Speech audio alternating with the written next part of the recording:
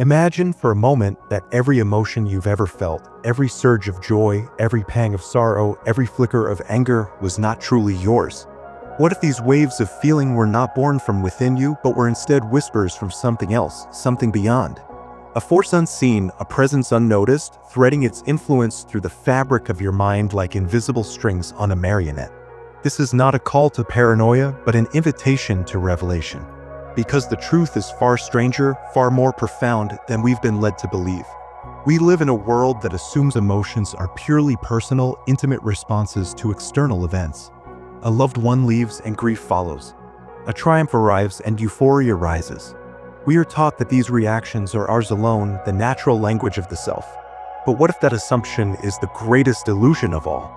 What if emotions are not just reactions, but transmissions, energetic signals broadcasted from sources beyond our immediate perception? Consider the ocean. On the surface, waves rise and fall, seemingly independent, chaotic. Yet beneath them, vast currents move in silent, rhythmic order, directing the dance above. Our emotions may be the same, surface ripples stirred by deeper, unseen forces. Some of these forces are internal, yes, buried traumas, subconscious beliefs. But others? Others are external. They come from the collective psyche, from ancestral imprints, from the subtle manipulations of systems designed to keep us in predictable patterns. And then there are forces even more enigmatic, energies that move through the cosmos itself, shaping human emotion as wind shapes sand. This is not to say you are powerless. Quite the opposite. To recognize that emotions can be influenced from beyond the self is to reclaim sovereignty. Because once you see the strings, you can learn to cut them. Once you understand the currents, you can navigate them. This is the hidden knowledge that has been passed down through esoteric traditions, whispered in the texts of mystics, encoded in the myths of ancient cultures. The idea that emotion is not just felt, but received. That what we experience as ours may, in truth, be part of a much larger exchange, an energetic dialogue between the individual and the unseen. Think of the last time you felt an emotion so intense it seemed to come from nowhere. A sudden dread with no cause. A rush of love for no reason. Where did it come from? The mind rushes to explain, to justify, to find a story. But what if the story is wrong? What if the emotion was never yours to begin with? This is the threshold we stand before. The realization that emotions are not just personal, but transpersonal. That they can be borrowed, inherited, even implanted. That the modern world is a labyrinth of emotional manipulation, advertisements that hijack desire, news cycles that weaponize fear, social systems that breed anxiety. And beyond that, even stranger possibilities, entities, energies, archetypes that feed on emotional currents that nudge human consciousness like a hand guiding a river's flow. To awaken to this truth is to step into a new kind of freedom. Because if emotions are not solely yours, then you are not solely responsible for them. You are not broken for feeling what you feel. You are not trapped in the story your emotions tell. Instead, you are a participant in a vast, living network of energy, one that you can learn to navigate, to filter, to master. This is not a journey for the faint of heart. It asks you to question everything you've been taught about your own mind. It demands that you consider possibilities that defy conventional logic. But for those willing to look deeper, the reward is nothing less than emancipation, the ability to discern which emotions are truly yours and which have been given to you. To no longer be swept away by every passing feeling, but to become the watcher, the alchemist, the sovereign of your own inner world. So we begin here at the edge of understanding. With a single, unsettling truth, your emotions are not yours. The question is who or what is controlling them, and what will you do once you know? Core themes and concepts. To truly grasp the gravity of the statement, your emotions are not yours, we must first dismantle the illusion of emotional autonomy. We are taught from childhood that our feelings arise from within us, that they are intimate, personal, and self-generated. But this belief is the very veil that keeps us from seeing the deeper mechanics at play. Emotions are not merely internal weather patterns, they are currents in a vast, interconnected ocean of consciousness. Some waves are yours. Many are not. The 3 layers of emotional influence. The first layer is the biological. Our nervous systems are exquisitely tuned instruments reacting to hormones, neurotransmitters, and primal survival mechanisms.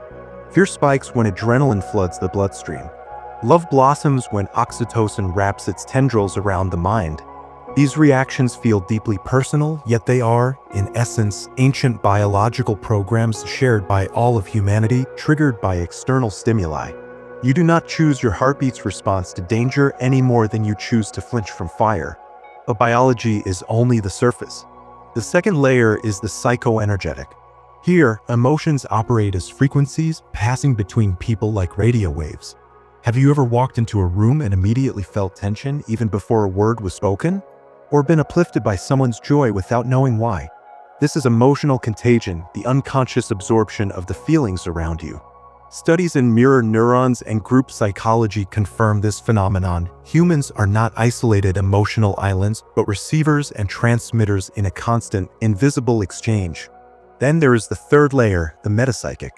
This is where the concept grows stranger, where the lines between self and other blur into something more mysterious. Throughout history, esoteric traditions have spoken of unseen forces that shape human emotion, discarnate entities, ancestral imprints, even archetypal energies that move through the collective unconscious like gods in a myth. The Gnostic texts warned of archons, shadowy intermediaries that feed on human fear and ignorance. Indigenous shamans speak of psychic winds, invisible forces that carry emotions like pollen on the breeze. Modern psychology, too, acknowledges the power of the collective unconscious, Jung's term, a reservoir of shared emotional and symbolic patterns that influence us all. The illusion of ownership. We assume that if we feel something, it must belong to us. But this is like believing that every song played on a radio was written by the radio itself. The device receives, it does not create. In the same way, the mind is often less a composer of emotion and more a receiver, tuning into frequencies broadcast from sources both seen and unseen. Consider anger. When someone cuts you off in traffic, the rage that flares feels intensely personal. But is it? Or is it a programmed response, a societal script that says this is how you should react when disrespected? How much of that anger is truly yours, and how much has been conditioned into you by culture, by media, by the unspoken rules of your environment? Or take love. That dizzying, heart-pounding sensation of new romance, is it really your emotion, or is it an ancient biological imperative, a Darwinian program urging you toward reproduction? And if you could trace its roots, how far back would they go? To your first childhood crush? To the fairy tales you were told?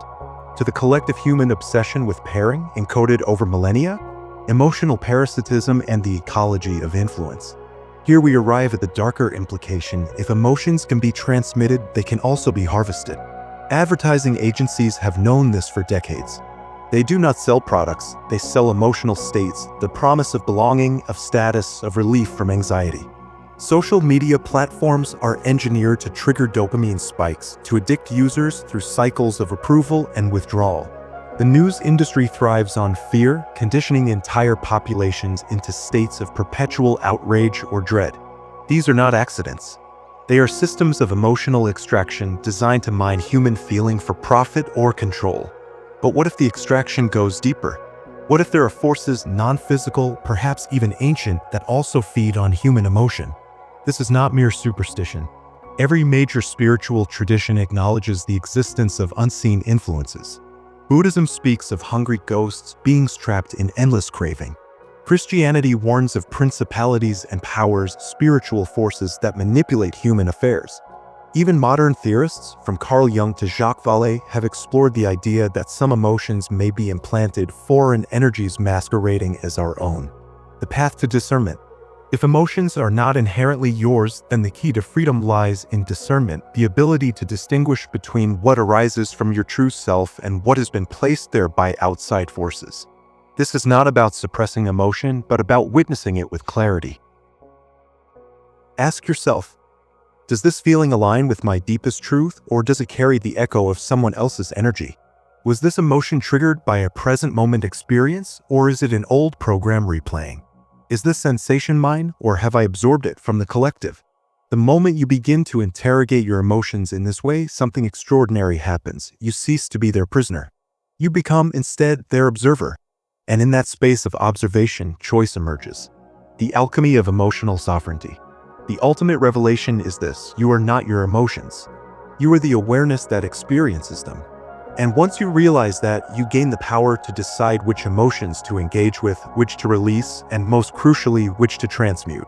This is the alchemical secret at the heart of all spiritual traditions, the ability to take the raw material of emotion, whether yours or another's, and refine it into something higher. Fear becomes alertness. Anger becomes determination. Sorrow becomes depth. But first, you must see the strings. Deeper symbolic narratives. There exists an old Sufi parable about a man who kept having terrible nightmares. Every night, dark figures would visit him in his dreams, whispering horrors that left him trembling at dawn. Desperate, he went to a wise teacher and begged for help. The teacher listened, then handed him a small wooden flute. "Tonight," he said, "when the figures come, play this. But remember, do not blow into it. Simply hold it to your lips and wait." That night, as the shadowy forms appeared, the man did as instructed. To his shock, the moment he raised the flute, the figures recoiled. Then, without him blowing a single note, music began to pour forth, not from the flute, but through it. A haunting melody filled the dreamscape, and as it played, the dark figures transformed. Their menacing shapes dissolved into wisps of smoke, which then curled upward like incense towards some unseen sky. When the man awoke, he rushed back to the teacher. "What magic was this?" he demanded. The teacher smiled. "The flute did not create the music.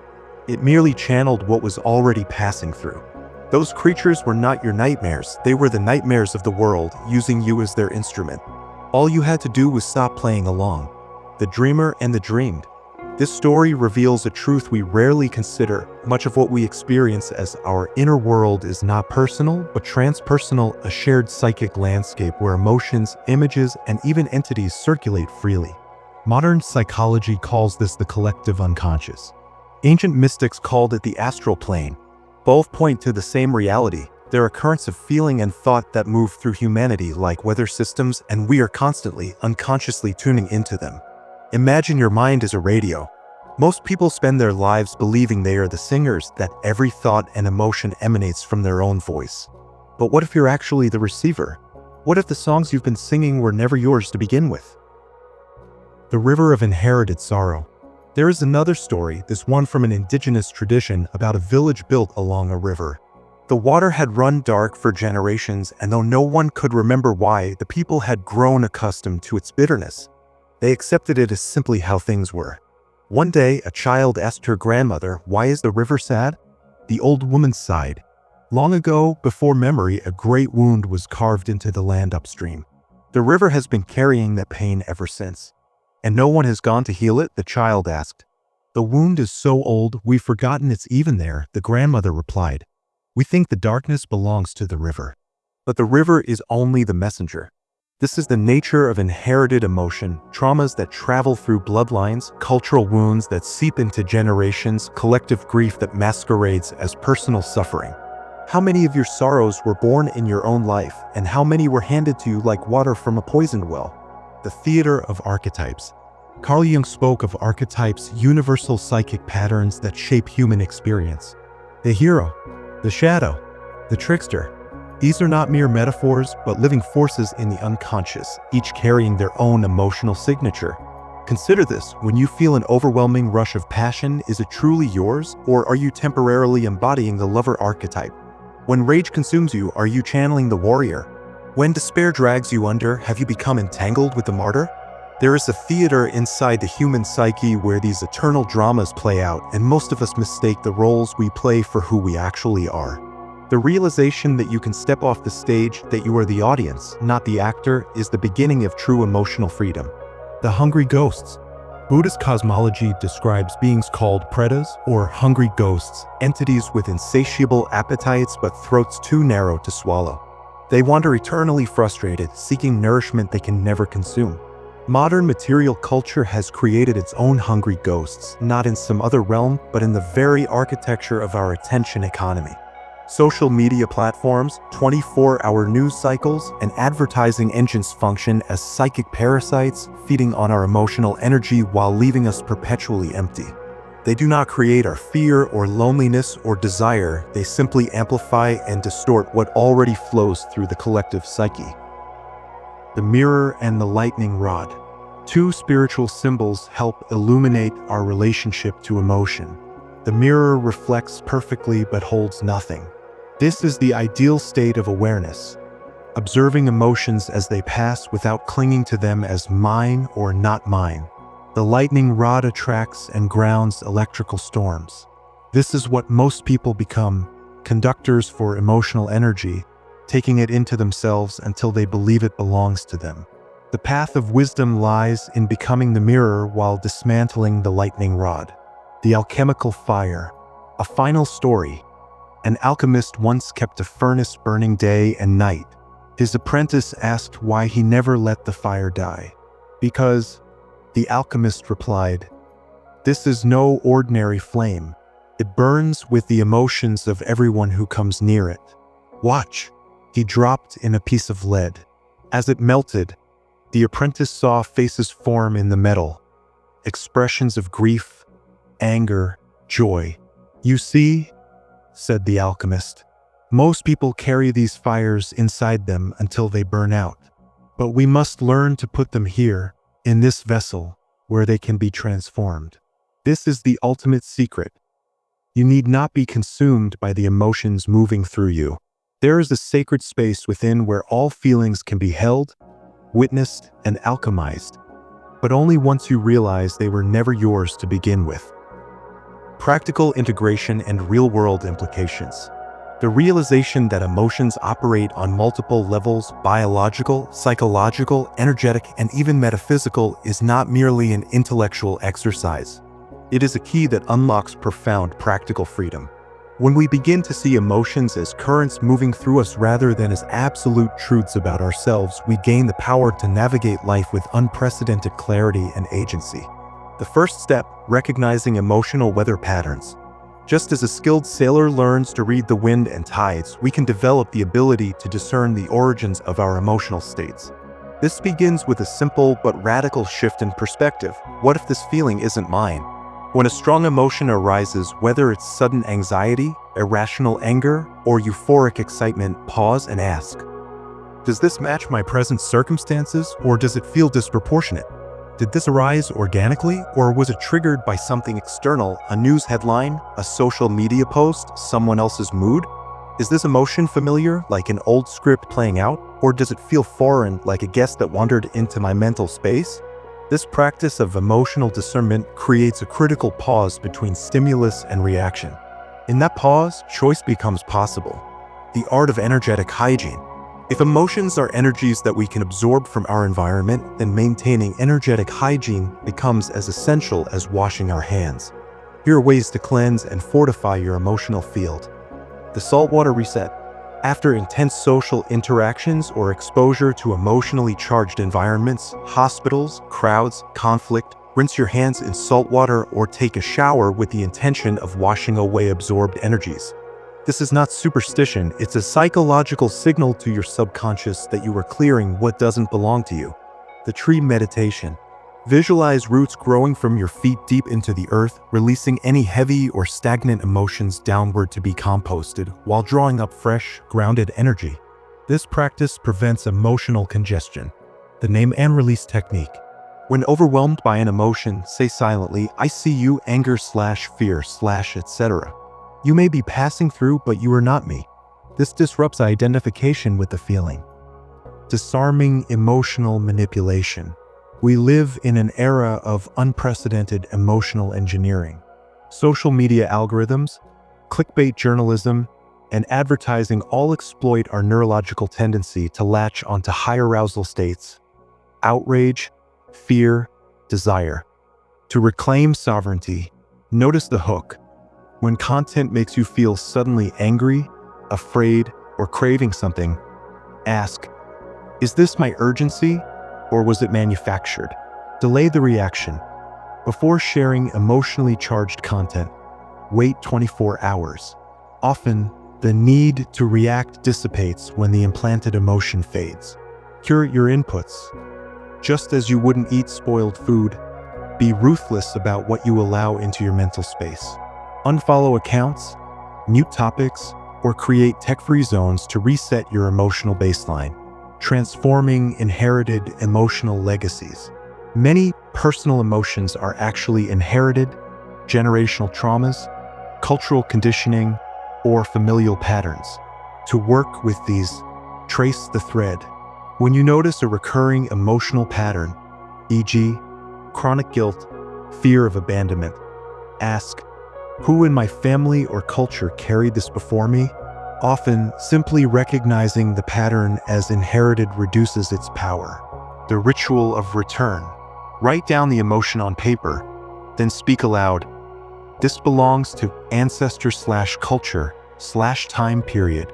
I honor its journey, but I return it now. Burn or bury the paper as a symbolic release. Rewrite the narrative. Create a new emotional inheritance by consciously adopting practices from lineages you admire, e.g., a tradition of calm from Buddhist ancestors or joyful resilience from African diasporic traditions. Navigating collective emotional storms. Global events, pandemics, wars, economic shifts, trigger waves of collective emotion that can feel personal. To stay centered, differentiate between care and carrying. You can care deeply about world events without absorbing the collective panic or despair. Visualize your concern as a light you hold, not a weight you carry. Limit doom scrolling. Set strict boundaries on exposure to crisis coverage. The world's suffering is not alleviated by your personal anxiety. Anchor in the present. When overwhelmed by global emotions, focus intensely on your immediate senses, the feel of your breath, the sound of birds. This roots you in your true locus of control, the power of emotional alchemy. Once you stop identifying with every passing emotion, you gain the ability to transform them. This is the essence of alchemical traditions. Anger boundary-setting power. Instead of suppressing rage or venting it destructively, ask, what needs protecting? Channel the energy into assertive action. Fear heightened awareness. Rather than spiraling into anxiety, use fear as a signal to gather information and prepare calmly. Sadness, depth, and connection. Allow grief to hollow you out, not to drown you, but to create space for more authentic connections. Creating an emotional sanctuary. Your immediate environment profoundly influences which emotions you absorb. To cultivate a supportive space, use sound as a filter.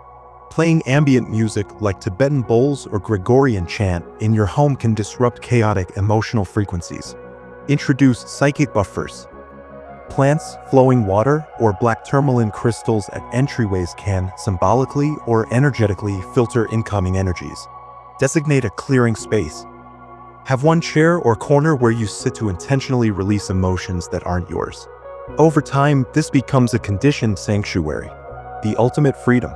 The practical power of this perspective lies in its paradox. By realizing that not all emotions are yours, you become truly free to choose which ones to engage with, which to transform, and which to simply let pass through like clouds in the sky. You are no longer a prisoner of your inner weather, but a wise observer, a steward of your own consciousness. Conclusion and transformational call. We stand now at the threshold of a great unveiling.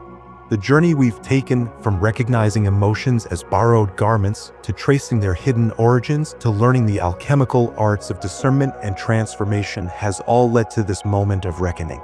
The grand illusion unraveled. For most of your life, you have been taught that your emotions are the most intimate, personal part of you. But what if the opposite is true? What if they are the least personal thing about you, transient energies passing through the open space of your awareness like wind through a canyon? This is not to diminish your experience, but to liberate it. The rain does not belong to the mountain it falls upon, yet the mountain is shaped by it. In the same way, emotions shape you, but they are not you. The moment this truth settles into your bones, everything changes. The birth of the witness. There is a part of you that has always been free, the silent watcher behind the storms of feeling. This is your essential self, the consciousness that observes anger without being angry, that witnesses fear without trembling, that sees sadness without drowning in it. Your entire spiritual evolution hinges on one question. Will you identify with the waves or with the ocean itself? The call to sovereignty. Now that you see the strings, you must choose. Will you remain a puppet, jerked about by every passing emotional current? Or will you become the puppeteer, the conscious director of your inner world? This is not a metaphor. It is a lived reality available to you in every moment. When anxiety comes, you can ask, is this mine, or have I absorbed it from the collective dread swirling through the world right now? When irrational anger flares, you can inquire, does this belong to me, or is it an ancestral pattern playing out once more?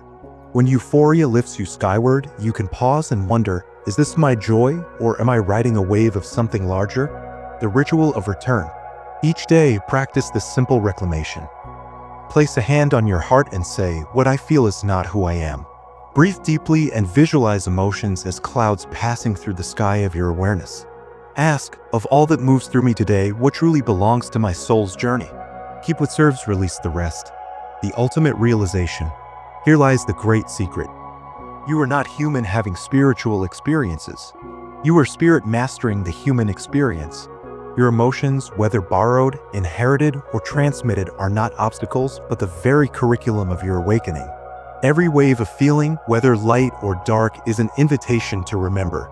You are the space in which all emotions arise and dissolve, but you are none of them.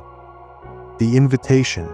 The world needs people who can feel deeply without being drowned, who can engage with collective suffering without being consumed by it, who can honor anger without becoming it, and touch despair without wearing it as a skin.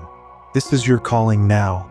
To become clear enough to discern the origins of emotion, strong enough to let false feelings pass through, wise enough to alchemize what remains. The age of unconscious emotional identification is over. A new relationship with feeling awaits, one of clarity, sovereignty, and profound inner freedom. The question is no longer, why do I feel this way, but what will I create with what moves through me? This concludes our exploration. You now hold the keys not just to understand emotions, but to transcend their illusion of ownership entirely. The path forward is yours to walk.